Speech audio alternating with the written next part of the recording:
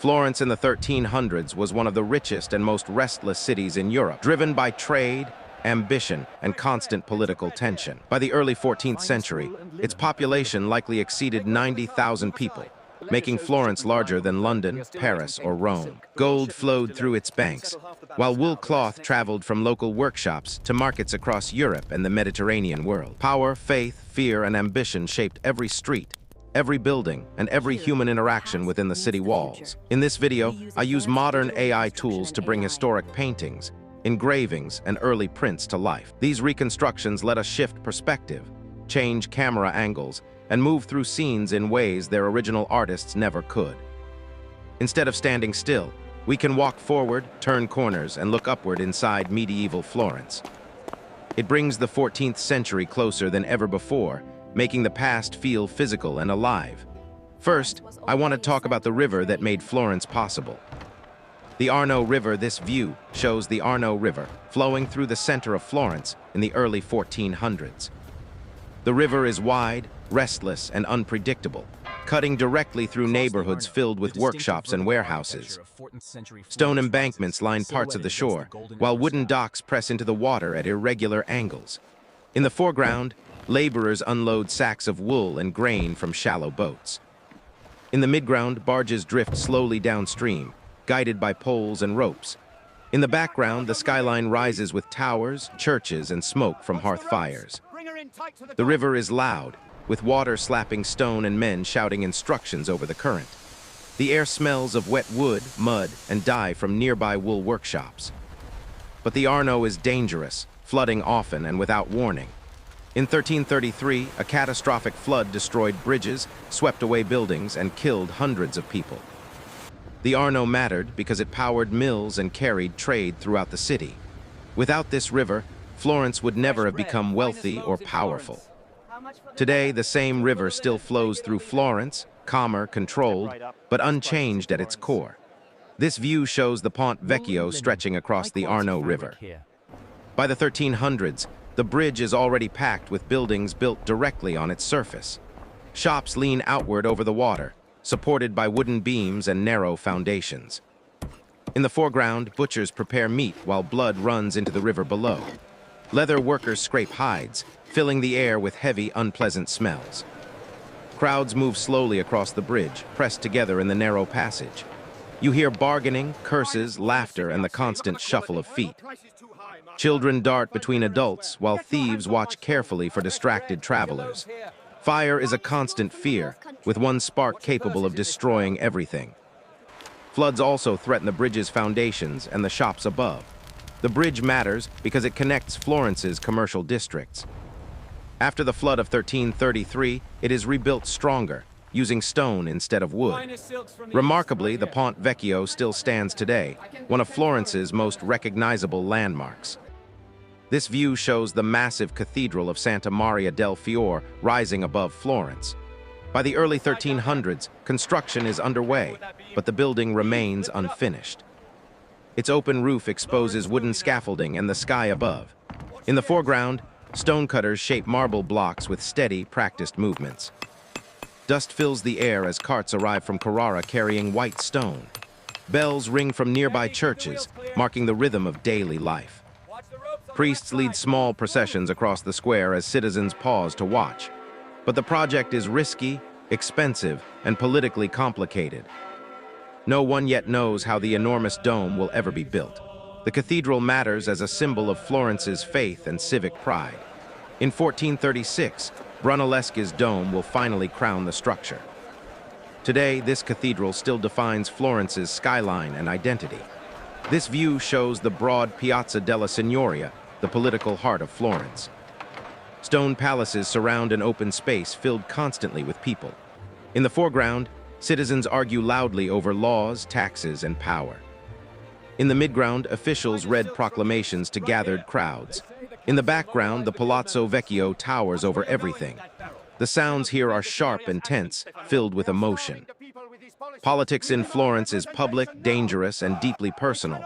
Rumors spread quickly, and crowds can turn violent without warning. Executions sometimes take place here, serving as public warnings.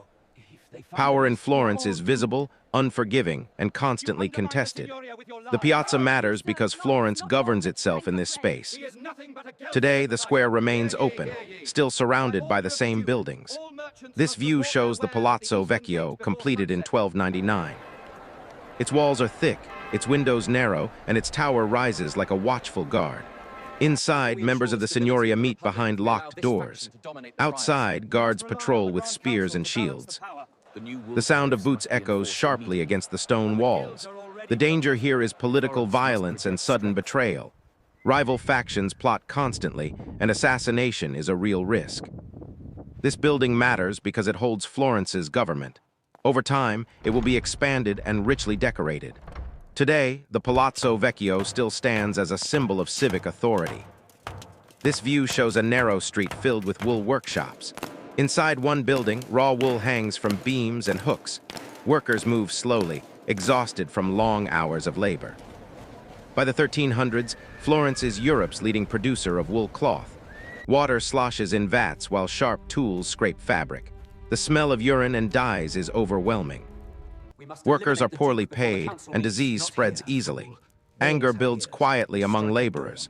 The wool industry matters because it creates immense wealth. Families like the Medici will later rise from this system. Today, these streets remain, though the workshops are gone. This view shows Florence's massive defensive walls and gates. Stone towers rise at regular intervals along the perimeter. A wide gate stands open to the countryside beyond. Merchants arrive with carts full of goods. Guards inspect cargo and faces carefully. Animals bray and stamp in the dust. Florence fears rival cities like Siena and Pisa. Revolt from within is always possible. The walls matter as both protection and control. Today, only fragments of these defenses survive. This view shows a crowded medieval marketplace. Stalls line both sides of a narrow street. Colorful cloth hangs overhead, blocking the sun. Vendors shout prices while buyers argue loudly. The smell of bread, fish, spices, and animals fills the air. Crowds create constant risk. Pickpockets move quickly through the press of people. Fights break out without warning. Markets matter because they feed the city. Today, Florence's markets still echo this energy. This view shows a street gone quiet. By 1348, the Black Death has reached Florence. Doors are marked and windows are shut. Church bells ring constantly for the dead.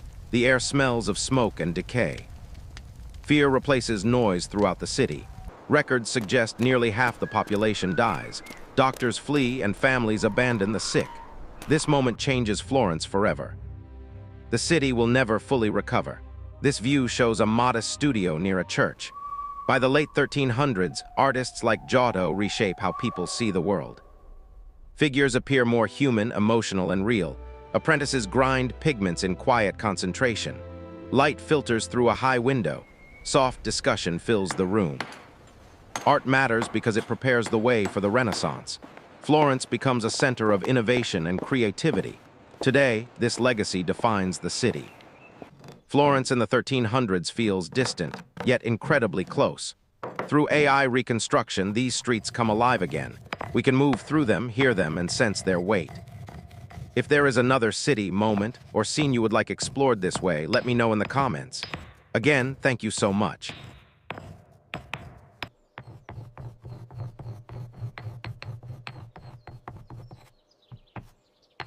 Observe the shading here. It requires a heavier hand. But Master, would that not obscure the musculature beneath? Only if the line is too sharp. Yeah. Blend it thus.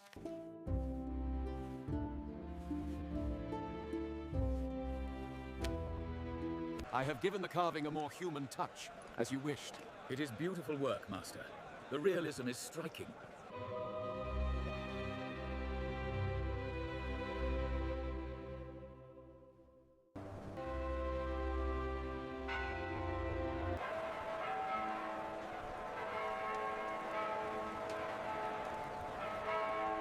Through AI reconstruction, the distant past becomes physically accessible, bridging the gap between the medieval world and today.